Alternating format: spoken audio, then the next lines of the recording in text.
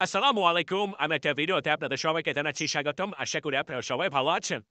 তো Pulsar N160 বাংলাদেশে আসার পর থেকে কিন্তু বেশ পপুলার এবং বর্তমানে যারা কিনা Pulsar N160 বাইকটা কেনার চিন্তা-ভাবনা করতেছেন, তারা অবশ্যই শেষ পর্যন্ত ভিডিওটা দেখবেন। সুবিধার কথা বললে, আপনি যখন হাই স্পিডে থাকবেন, হাইওয়ে রাইড যখন বেশি করবেন, তখন কিন্তু এটা আপনাকে অনেক বেশি স্টেবল রাইড দিবে এর ওজনের কারণে।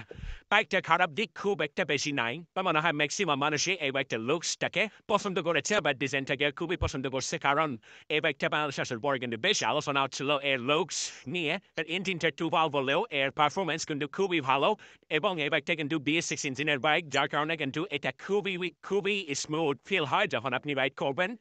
আর গিয়ার শিফটিং থেকে শুরু করে ক্লাস সবকিছু মিলে আমি খুবই স্যাটিসফাইড ছিলাম। আর যতটুকু আমি বাইকটা রাইড করছি আমার কাছে খুবই ভালো লাগছে।